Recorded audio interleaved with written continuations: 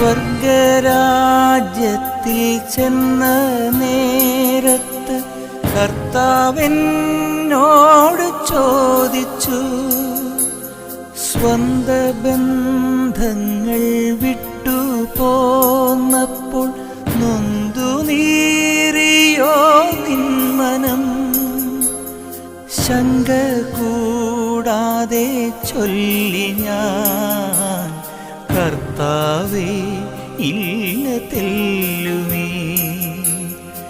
എത്തി ഞാനെത്തി സന്നിധേ, ഇത്ര നാൾ കാത്ത സന്നിധേ. പോകുന്നേ ഞാനും എൻ ഗൃഹം തേടി ദൈവത്തോടൊത്തുറങ്ങിടാൻ.